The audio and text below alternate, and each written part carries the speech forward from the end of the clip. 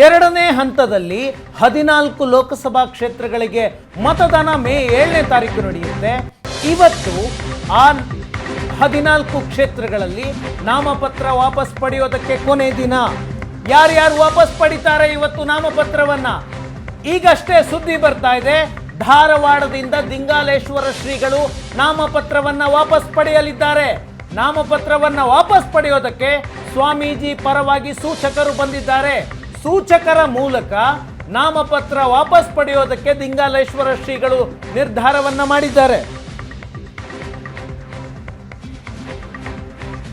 ಸಚಿನ್ ಪಾಟೀಲ್ ಅಮೃತ್ ಬಳ್ಳೊಳ್ಳಿ ಮೂಲಕ ನಾಮಪತ್ರ ವಾಪಸ್. ಸ್ವಾಮೀಜಿ ನಾಮಪತ್ರಕ್ಕೆ ಈ ಇಬ್ಬರು ಸೂಚಕರಾಗಿ ಸಹಿಯನ್ನ ಮಾಡಿದ್ರು. ಈಗ ದಿಂಗಾಲೇಶ್ವರ ಶ್ರೀಗಳು ಲೋಕಸಭಾ ಚುನಾವಣಾ ಕಣದಿಂದ ಹಿಂದೆ ಸರಿಯುವಂತಹ ನಿರ್ಧಾರವನ್ನ ಮಾಡಿದ್ದಾರೆ. ಬಿಜೆಪಿಯ ಅಭ್ಯರ್ಥಿ ಪ್ರಹ್ಲಾದ್ ಜೋಶಿಯವರನ್ನ ವಿರೋಧಿಸಿ ಪಕ್ಷೇತರವಾಗಿ ದಿಂಗಾಲೇಶ್ವರ ಶ್ರೀಗಳು ಸ್ಪರ್ಧೆಯನ್ನ ಮಾಡಿದ್ರು.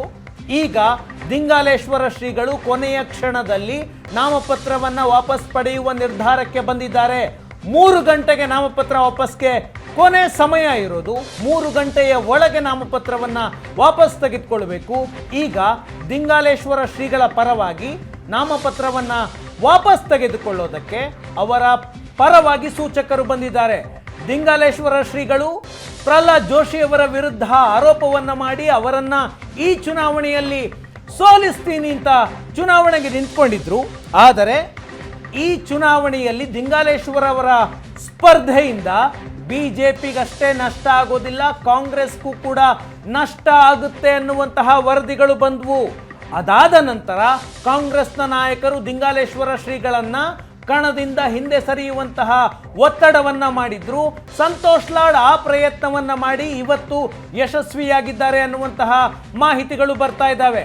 ಅಫ್ಕೋರ್ಸ್ ಬಿಜೆಪಿಯ ನಾಯಕರು ಕೂಡ ಪ್ರಯತ್ನವನ್ನ ಮಾಡಿದ್ರು ದಿಂಗಾಲೇಶ್ವರ ಶ್ರೀಗಳಿಂದ ನಾಮಪತ್ರವನ್ನ ವಾಪಸ್ ತೆಗೆದುಕೊಳ್ಳೋದಕ್ಕೆ. ಆದರೆ ಬಿಜೆಪಿ ನಾಯಕರ ಒತ್ತಡಕ್ಕೆ ದಿಂಗಾಲೇಶ್ವರ ಶ್ರೀಗಳು ಮಣಿದಿರಲಿಲ್ಲ. ಸ್ವತಃ ಅಮಿತ್ ಶಾ ಯಡಿಯೂರಪ್ಪನವರಿಗೆ ಹೇಳಿ ಇದನ್ನು ಸರಿ ಮಾಡಬೇಕು ಅಂತ ಸೂಚನೆಯನ್ನು ಕೊಟ್ಟಿದ್ರು. ಅದಾದ ಮೇಲೂ ಕೂಡ ದಿಂಗಾಲೇಶ್ವರ ಶ್ರೀಗಳು ಪ್ರಹ್ಲಾದ್ ಜೋಶಿಯವರ ವಿರುದ್ಧ ಆಕ್ರೋಶವನ್ನು ವ್ಯಕ್ತಪಡಿಸಿದ್ರು. ಈಗ ದಿಂಗಾಲೇಶ್ವರ ಶ್ರೀಗಳು ನಾಮಪತ್ರವನ್ನ ವಾಪಸ್ ತೆಗೆದುಕೊಳ್ತಾ ಇದ್ದಾರೆ. ಹಾಗಾದ್ರೆ ದಿಂಗಾಲೇಶ್ವರ ಶ್ರೀಗಳ ಬೆಂಬಲ ಯಾರಿಗೆ? ನಾಮಪತ್ರವನ್ನ ವಾಪಸ್ ಪಡೆದಂತಹ ದಿಂಗಾಲೇಶ್ವರ ಶ್ರೀಗಳು ಕಾಂಗ್ರೆಸ್ಗೆ ಬೆಂಬಲ ವ್ಯಕ್ತಪಡಿಸ್ತಾರಾ? ಶ್ರೀಗಳು ನಾಮಪತ್ರ ವಾಪಸ್ ಪಡೆಯುವಂತೆ ಮನವಿ ಮಾಡಿದ್ದೇನೆ ಅಂತ ಸಿಎಂ ಸಿದ್ದರಾಮಯ್ಯನವರು ಹೇಳಿಕೆಯನ್ನ ಕೊಟ್ಟಿದ್ದಾರೆ. ದಿಂಗಾಲೇಶ್ವರ ಶ್ರೀಗಳನ್ನ ನಾಮಿನೇಷನ್ ವಾಪಸ್ ತೆಗೆದುಕೊಳ್ಬೇಕು ಅಂತ ಸಿದ್ದರಾಮಯ್ಯನವರ ಆಪ್ತ ಸಂತೋಷ್ ಲಾಡ್ ಪ್ರಯತ್ನವನ್ನ ಮಾಡಿದ್ರು. ಈಗ ಸ್ವತಃ ಸಿದ್ದರಾಮಯ್ಯನವರು ಮಾತನಾಡಿದ್ದಾರೆ, ಸ್ವಾಮೀಜಿಗಳನ್ನ ನಾಮಪತ್ರ ವಾಪಸ್ ಪಡೆಯುವಂತೆ ಮನವಿ ಮಾಡಿದ್ದೇನೆ ಅಂತ ಸಿದ್ದರಾಮಯ್ಯನವರು ಮಾತನಾಡ್ತಾ ಇದ್ದಾರೆ.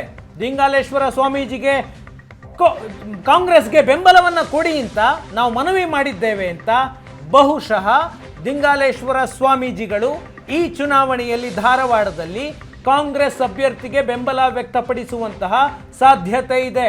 ಸಿದ್ದರಾಮಯ್ಯನವರು ಮಾತನಾಡಿದ್ದಾರೆ, ನೋಡ್ಕೊಂಡು ಬನ್ನಿ. ಈಶ್ವರ ಮಠ ಅದು ಒಂದು ಜಾತ್ಯತೀತ ಮಠ. ಅದರ ಪೀಠಾಧಿಕಾರಿಗಳಾದಂಥ ದಿಂಗಾಲೇಶ್ವರ ಸ್ವಾಮೀಜಿಯವರು ಧಾರವಾಡ ಪಾರ್ಲಿಮೆಂಟರಿ ಕಾನ್ಸ್ಟಿಟ್ಯೂನ್ಸಿಯಿಂದ ಅರ್ಜಿ ಹಾಕಿದ್ದಾರೆ. ನಾನು ಅವರಿಗೆ ರಿಕ್ವೆಸ್ಟ್ ಮಾಡಿದ್ದೀನಿ, ಈಗಲೂ ಕೂಡ ನಿಮ್ಮ ಮೂಲಕ ರಿಕ್ವೆಸ್ಟ್ ಮಾಡ್ತೀನಿ, ವಾಪಸ್ ತಗೊಂಡು ಕಾಂಗ್ರೆಸ್ ಪಕ್ಷನ ಬೆಂಬಲಿಸಬೇಕು ಅಂತೇಳಿ ಅವರಿಗೆ ರಿಕ್ವೆಸ್ಟ್ ಮಾಡ್ತಾ ಇದ್ದೀನಿ. ಇವತ್ತು ಕೊನೆಯ ದಿನ ನಾಮಿನೇಷನ್ ವಾಪಸ್ ತಗೊಂಡಿದ್ದಾರೆ. ಸೊ ಅವರು ವಾಪಸ್ ತಗೊಂಡು ಜಾತ್ಯತೀತ ಪಕ್ಷ ಕಾಂಗ್ರೆಸ್ಸನ್ನು ಬೆಂಬಲಿಸಬೇಕು ಅಂತೇಳಿ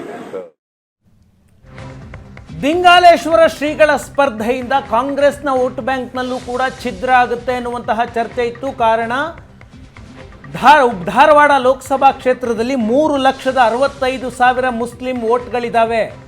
ಲಿಂಗಾಯತರದ್ದು 4,40,000 ವೋಟ್ ಇದ್ರೆ ಜಂಗಮ ಲಿಂಗಾಯತರದ್ದು 1.5 ಲಕ್ಷ ಇದೆ. ನದಾಫ್ ಸಮುದಾಯ ಮತ್ತು ಜಂಗಮ ಲಿಂಗಾಯತರು ಈ ದಿಂಗಾಲೇಶ್ವರ ಶ್ರೀಗಳನ್ನ ಫಾಲೋ ಮಾಡ್ತಾರೆ. ಅವರ ಭಕ್ತರು.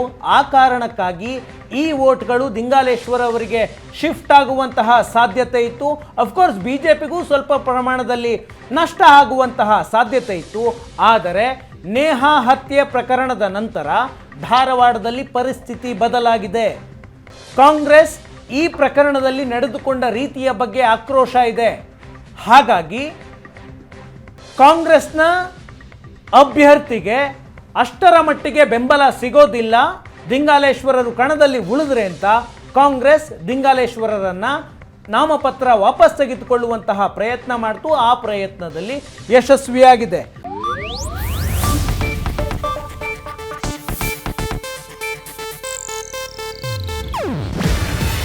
ಇದು ಏಷ್ಯಾನೆಟ್ ನ್ಯೂಸ್ ನೆಟ್ವರ್ಕ್ ಪ್ರಸ್ತುತಿ.